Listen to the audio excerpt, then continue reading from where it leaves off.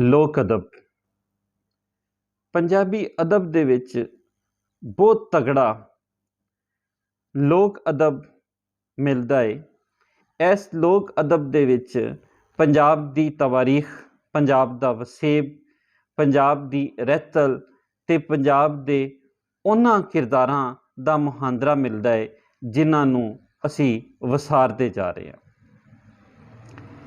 ਇਹ ਪੰਜਾਬ ਦੀ ਧਰਤੀ ਸੂਰਮਿਆਂ ਬਹਾਦਰਾਂ ਦੀ ਧਰਤੀ ਹੈ ਅਤੇ ਇਹਦੇ ਧਰਤੀ ਦੇ ਨਾਲ ਜੁੜਤ ਰੱਖਣ ਵਾਲੇ, ਧਰਤੀ ਦੇ ਨਾਲ ਮੁਹੱਬਤ ਰੱਖਣ ਵਾਲੇ ਪੰਜਾਬ ਨੂੰ ਹਮੇਸ਼ਾ ਤੋਂ ਮਿਲਦੇ ਆ ਰਹੇ ਨੇ। ਪੰਜਾਬ ਦੇ ਵਿੱਚ ਸਦੀਆਂ ਪੁਰਾਣਾ ਵਸੇਬ ਹੈ, ਸਦੀਆਂ ਪੁਰਾਣੇ ਲੋਕ ਇੱਥੇ ਰਹਿ ਰਹੇ ਨੇ। ਇਹਨਾਂ ਦੀ ਫਿਤਰਤ ਦੇ ਵਿੱਚ ਨਾਬਰੀ ਹੈ, ਇਹਨਾਂ ਦੀ ਫਿਤਰਤ ਦੇ ਵਿੱਚ ਗੁਲਾਮੀ ਨੂੰ ਕਬੂਲ ਕਰਨਾ ਨਹੀਂ ਹੈ, ਜਿਸ ਕਰਕੇ ਉਹ ਬਹਾਦਰੀ ਦੇ ਕਾਰਨਾਮੇ ਵਿਖਾਉਂਦੇ ਨੇ। ਪਰ ਜਿਵੇਂ ਪੰਜਾਬ ਦੇ ਉੱਤੇ ਹਕੂਮਤ ਅਜੇ ਲੋਕਾਂ ਦੀ ਆ ਗਈ ਜਿਨ੍ਹਾਂ ਨੂੰ ਪੰਜਾਬ ਦੇ ਨਾਲ ਪਿਆਰ ਨਹੀਂ ਸੀ, ਉਹਨਾਂ ਨੂੰ ਪੰਜਾਬ ਅਤੇ ਪੰਜਾਬੀਆਂ ਦੇ ਨਾਲ ਕਿਸੇ ਤਰ੍ਹਾਂ ਵੀ ਮੋਹ ਨਹੀਂ ਸੀ, ਤਾਂ ਫਿਰ ਉਹਨਾਂ ਨੇ ਇੱਥੋਂ ਦੇ ਸੂਰਮਿਆਂ ਨੂੰ ਹੀਰੋ ਨਹੀਂ ਪੇਂਟ ਕੀਤਾ, ਸਗੋਂ ਉਹਨਾਂ ਨੂੰ ਕਮਜ਼ੋਰ, ਬੁਜ਼ਦਿਲ, ਡਾਕੂ, ਲੁਟੇਰਾ ਅਤੇ ਪਤਾ ਨਹੀਂ ਕਿਹੜੇ ਕਿਹੜੇ ਲਕਬ ਜਿਹੜੇ ਦਿੱਤੇ।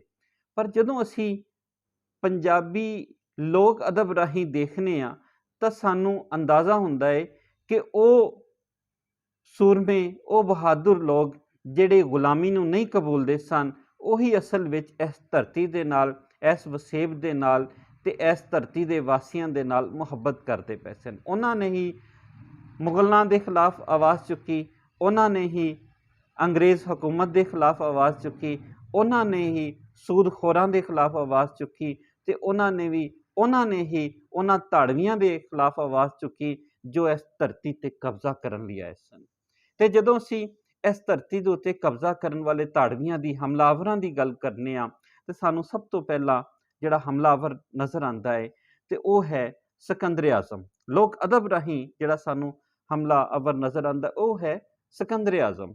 ਸਿਕੰਦਰ ਆਜ਼ਮ ਜਿਹਦਾ ਸੁਪਨਾ ਸੀ ਕਿ ਉਹ ਪੂਰੇ ਜੱਗ ਦਾ ਹੁਕਮਰਾਨ ਬਣੇ, ਉਹ ਇਕੱਲਾ ਹੁਕਮਰਾਨ ਬਣਨਾ ਚਾਹੁੰਦਾ ਸੀ। ਐਸੇ ਹੀ ਸੁਪਨੇ ਨੂੰ ਪੂਰਾ ਕਰਨ ਲਈ ਉਹ ਪੰਜਾਬ ਅੰਦਰ ਆਇਆ। ਰਾਜਾ ਅੰਬੀ ਦੇ ਨਾਲ ਉਸ ਦੀ ਲੜਾਈ ਹੋਈ, ਰਾਜਾ ਅੰਬੀ ਉਸ ਦੇ ਨਾਲ ਮਿਲ ਗਿਆ, ਉਸ ਨੇ ਉਸ ਦਾ ਵਿਰੋਧ ਨਹੀਂ ਕੀਤਾ। ਅਤੇ ਫਿਰ ਰਾਜਾ ਪੋਰਸ ਸੀ ਜਿਹਨੇ ਸਿਕੰਦਰ ਆਜ਼ਮ ਦਾ ਮੁਕਾਬਲਾ ਕੀਤਾ ਅਤੇ ਉਸ ਨੂੰ ਕਾਫੀ ਲੜਾਈ ਦਾ ਸਾਹਮਣਾ ਕਰਨਾ ਪਿਆ, ਜਿਸ ਨਾਲ ਉਸ 'ਤੇ ਔਖਾ ਵੇਲਾ ਆ ਗਿਆ। ਇਹ ਪਹਿਲੀ ਵਾਰ ਸੀ ਪੂਰੀ ਦੁਨੀਆ ਦੇ ਵਿੱਚ ਇੰਨਾ ਔਖਾ ਵੇਲਾ ਪੰਜਾਬ ਦੇ ਬਹਾਦਰ ਰਾਜਾ ਪੋਰਸ ਨੇ ਹੀ ਉਸ ਨੂੰ ਦਿੱਤਾ ਸੀ। ਰਾਜਾ ਪੋਰਸ ਦੇ ਤੇ ਸਿਕੰਦਰ ਆਜ਼ਮ ਦੀ ਲੜਾਈ ਦੇ ਹਵਾਲੇ ਨਾਲ ਬਹੁਤ ਖੂਬਸੂਰਤੀ ਅਤੇ ਬੜੇ ਮੁਖਤਸਰ ਅੰਦਾਜ਼ ਦੇ ਨਾਲ ਡਾਕਟਰ ਇਫਤਖਾਰ ਅਹਿਮਦ ਸੁਲਹਿਰੀ ਹੋਰਾਂ ਨੇ ਆਪਣੀ ਕਿਤਾਬ ਲੋਕ ਅਦਬ ਰਾਹੀਂ ਪੰਜਾਬ ਦੇ ਹੀਰੋ ਦੇ ਵਿੱਚ ਵੇਰਵਾ ਦਿੱਤਾ ਹੈ। ਅਤੇ ਨਾਲ ਨਾਲ ਲੋਕ ਅਦਬ ਦੇ ਵਿੱਚ ਜਿਹੜੀਆਂ ਮਿਸਾਲਾਂ ਨੇ ਉਸ ਨੂੰ ਵੀ ਸਾਹਮਣੇ ਲਿਆ ਕੇ ਰੱਖ ਦਿੱਤਾ ਹੈ। ਐਸੀ ਲੋਕ ਅਦਬ ਦੇ ਵਿੱਚ ਨੁਸ਼ਾਬਾ ਦਾ ਕੀ ਕਿਰਦਾਰ ਸੀ, ਰਾਜਾ ਅੰਬੀ ਦਾ ਕੀ ਕਿਰਦਾਰ ਸੀ, ਰਾਜਾ ਪੋਰਸ ਦਾ ਕੀ ਕਿਰਦਾਰ ਸੀ, ਅਤੇ ਇਹ ਕਹਾਣੀ ਅਖੀਰ ਦੇ ਵਿੱਚ ਇਹ ਲੜਾਈ ਕਿੱਥੋਂ ਤੱਕ ਅਪੜੀ ਅਤੇ ਫਿਰ ਇਸ ਲੜਾਈ ਦਾ ਕੀ ਨਤੀਜਾ ਨਿਕਲਿਆ, ਇਸ ਦੇ ਹਵਾਲੇ ਨਾਲ ਇਹ ਕਿਤਾਬ ਨੂੰ ਜਦੋਂ ਤੁਸੀਂ ਪੜ੍ਹੋਗੇ ਤਾਂ ਤੁਹਾਡੇ ਸਾਹਮਣੇ ਕਈ ਚੀਜ਼ਾਂ ਨਵੀਆਂ ਸਾਹਮਣੇ ਆਉਣਗੀਆਂ।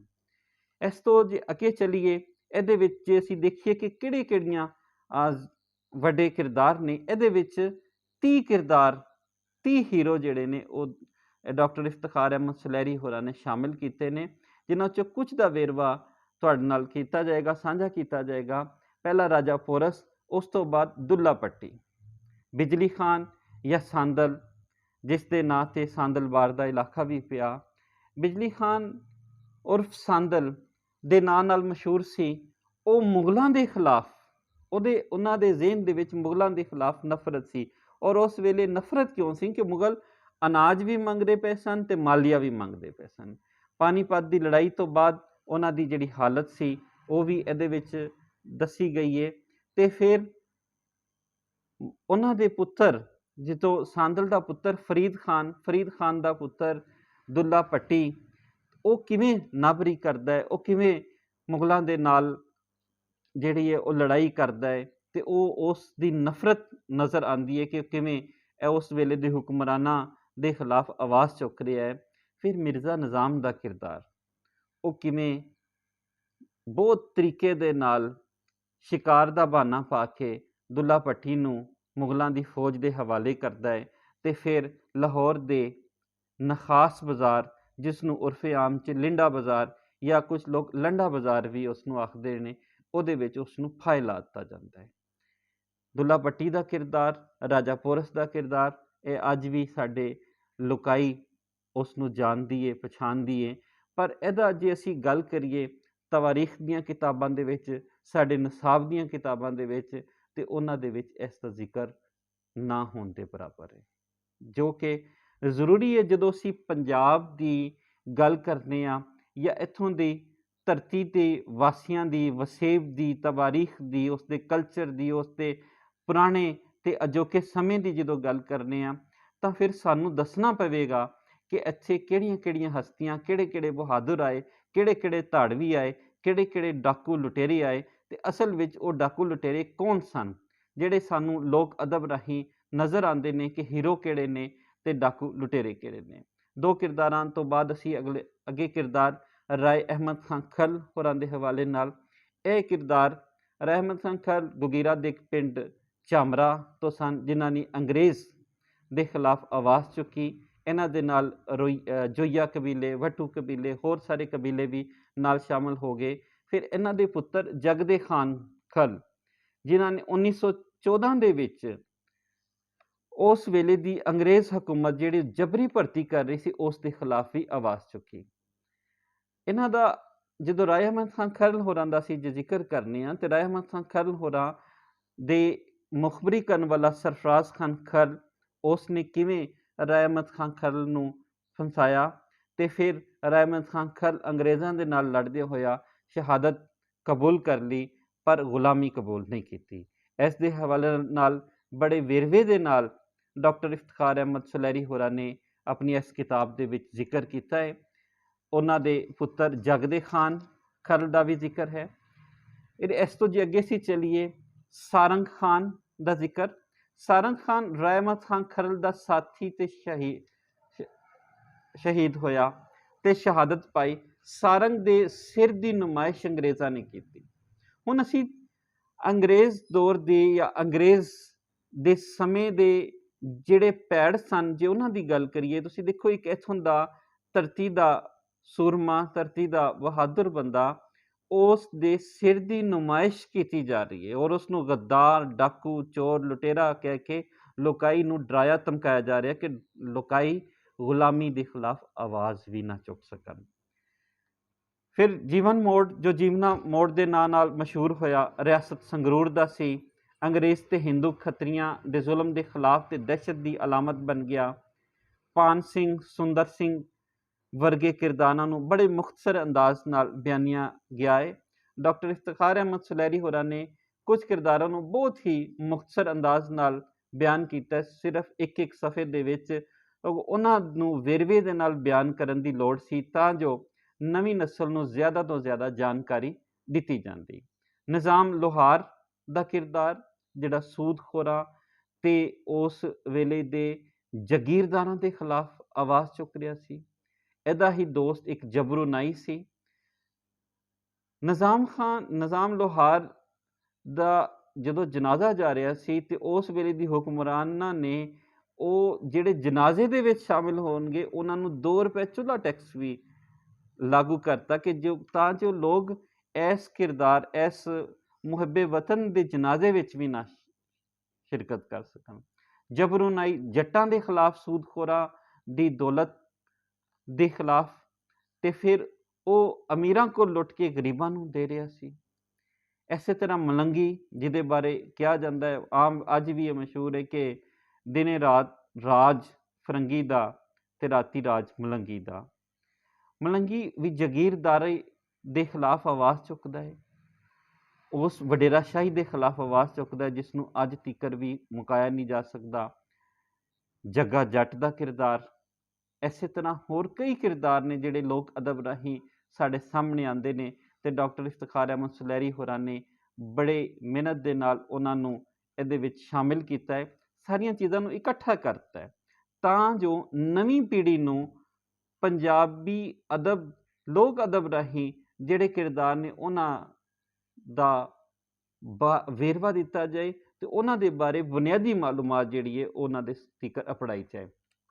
ਭਗਤ ਸਿੰਘ ਦਾ ਕਿਰਦਾਰ, ਭਗਤ ਸਿੰਘ ਦੇ ਕਿਰਦਾਰ ਦੇ ਹਵਾਲੇ ਨਾਲ ਵੇਖੀਏ ਤੇ ਕਿਧਰੇ ਵੀ ਇਸ ਨੂੰ ਨਿਸਾਬ ਦੇ ਵਿੱਚ ਸ਼ਾਮਿਲ ਨਹੀਂ ਕੀਤਾ ਗਿਆ, ਹਾਲਾਂਕਿ ਪੰਜਾਬ ਦੇ ਉਹਨਾਂ ਸੂਰਮਿਆਂ ਦੇ ਵਿੱਚ ਇਹ ਸ਼ਾਮਿਲ ਨੇ, ਉਹਨਾਂ ਨਾਵਾਂ 'ਚ ਜਿਨ੍ਹਾਂ ਨੇ ਅੰਗਰੇਜ਼ ਦੀ ਗੁਲਾਮੀ ਦੇ ਖਿਲਾਫ ਆਵਾਜ਼ ਚੁੱਕੀ, ਅੰਗਰੇਜ਼ ਦੇ ਜ਼ੁਲਮੋ ਸਿਤਮ ਦੇ ਖਿਲਾਫ ਜਿਹੜੀ ਆਵਾਜ਼ ਚੁੱਕੀ, ਤੇ ਉਹ ਅਜਿਹਾ ਨਿਸ਼ਾਨ ਬਣ ਗਏ ਕਿ ਜਿਹੜੇ ਗੁਲਾਮੀ ਨਹੀਂ ਪਸੰਦ ਕਰਦੇ, ਸਗੋਂ ਆਜ਼ਾਦੀ ਚਾਹੁੰਦੇ ਨੇ।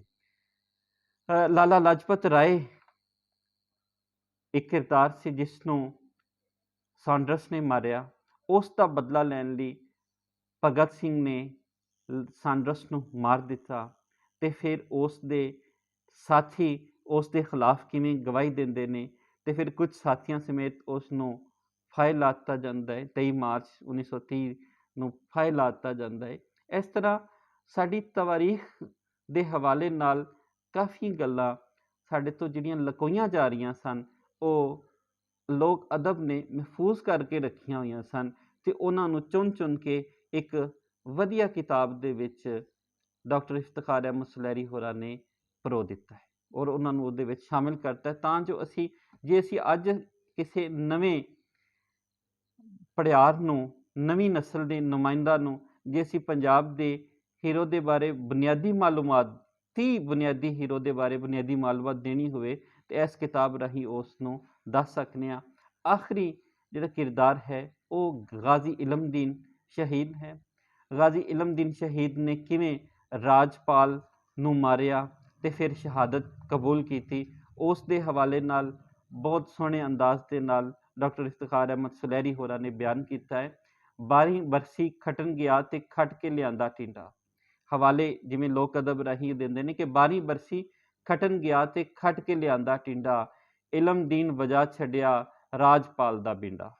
ਇਸ ਤਰ੍ਹਾਂ ਬਹੁਤ ਹੋਰ ਜਿਹੜੀਆਂ ਮਿਸਾਲਾਂ ਨੇ, ਬੋਲੀਆਂ ਜਿਹੜੀਆਂ ਨੇ, ਢੋਲੇ ਨੇ, ਉਹ ਲੋਕ ਗੀਤਾਂ ਰਾਹੀਂ, ਜੋ ਲੋਕ ਅਦਬ ਰਾਹੀਂ ਜੋ ਸਾਨੂੰ ਮਿਲਦਾ ਹੈ, ਉਹ ਇਸ ਕਿਤਾਬ ਦੇ ਵਿੱਚ ਉਹਨਾਂ ਹੀਰੋ ਦੇ ਬਾਰੇ ਜਿਨ੍ਹਾਂ ਨੂੰ ਇਸ ਕਿਤਾਬ ਦੇ ਵਿੱਚ ਸ਼ਾਮਿਲ ਕੀਤਾ ਗਿਆ, ਬਹੁਤ ਖੂਬਸੂਰਤੀ ਦੇ ਨਾਲ ਡਾਕਟਰ ਇਫਤਖਾਰ ਅਹਿਮਦ ਸੁਲਹਿਰੀ ਹੋਰਾਂ ਨੇ ਬਿਆਨ ਕੀਤਾ ਹੈ। ਇਸ ਤਰ੍ਹਾਂ ਦੀ ਕਾਵਿਸ਼ ਨਵੀਂ ਨਸਲ ਨੂੰ ਪੰਜਾਬ ਦੀ ਜ਼ੁਬਾਨ, ਪੰਜਾਬ ਦੀ ਧਰਤੀ, ਪੰਜਾਬ ਦੀ ਵਸੇਬ, ਪੰਜਾਬ ਦਾ ਵਸੇਬ, ਪੰਜਾਬ ਦੀ ਤਵਾਰੀਖ ਤੋਂ ਜਾਣੂ ਕਰਵਾਉਣ ਲਈ ਬਹੁਤ ਜ਼ਰੂਰੀ ਹੈ। ਤੇ ਇਹ ਕਿਤਾਬ ਨਵੀਂ ਨਸਲ ਜਿਹੜੀ ਪੰਜਾਬ ਨੂੰ ਜਾਣਨਾ ਚਾਹੁੰਦੀ ਹੈ, ਪੰਜਾਬ ਦੇ ਬਾਰੇ, ਪੰਜਾਬ ਦੇ ਹੀਰੋ ਦੇ ਬਾਰੇ ਜਾਣਨਾ ਚਾਹੁੰਦੀ ਹੈ, ਪੰਜਾਬ ਦੇ ਰਵਾਇਤ ਦੇ ਬਾਰੇ, ਪੰਜਾਬ ਦੇ ਉਹਨਾਂ ਜੀਆਂ ਦੇ ਬਾਰੇ ਜਿਹੜੇ ਇਸ ਧਰਤੀ ਤੇ ਇਸ ਵਤਨ ਦੇ ਨਾਲ ਮੁਹੱਬਤ ਕਰਦੇ ਨੇ, ਉਹਨਾਂ ਨੂੰ ਇਹ ਕਿਤਾਬ ਜ਼ਰੂਰ ਪੜ੍ਹਨੀ ਚਾਹੀਦੀ ਹੈ। ਇਹ ਕਿਤਾਬ ਮਕਸੂਦ ਪਬਲੀਕੇਸ਼ਨਸ, ਅਹਾਤਾ ਸ਼ਾਹਦਰੀਆਂ, ਲਾਹੌਰ ਉਰਦੂ ਬਾਜ਼ਾਰ ਵੱਲੋਂ ਸ਼ਾਇਆ ਕੀਤੀ ਗਈ ਹੈ। ਇਸ ਕਿਤਾਬ ਦੇ ਕੁੱਲ ਸਫ਼ੇ 128 ਨੇ ਤੇ ਮੁੱਲ 400 ਰੁਪਇਆ ਹੈ। ਮਕਸੂਦ ਪਬਲਿਸ਼ਰਸ ਦਾ फ़ोन नंबर नोट कर लो, 0333 43 20 521, 0333 43 20 521। ਇਸ ਕਿਤਾਬ ਦੇ ਛਾਪਣ ਵਾਲੇ ਮਕਸੂਦ ਪਬਲਿਸ਼ਰਸ ਦਾ ਨੰਬਰ ਹੈ, ਜਿਸ ਤੋਂ ਇਹ ਕਿਤਾਬ ਜਿਹੜੀ ਹੈ ਤੁਸੀਂ ਮੰਗਵਾ ਸਕਦੇ ਹੋ। ਕਿਤਾਬ ਦਾ ਲੋਕ ਅਦਬ ਰਾਹੀਂ ਪੰਜਾਬ ਦੇ ਹੀਰੋ, ਖੋਜਕਾਰ ਨੇ ਡਾਕਟਰ ਇਫਤਖਾਰ ਅਹਿਮਦ ਸੁਲਹਿਰੀ। ਇਹ ਕਿਤਾਬ ਤੁਹਾਡੇ ਦੇ ਬਾਰੇ ਅੱਜ ਤੁਹਾਡੇ ਨਾਲ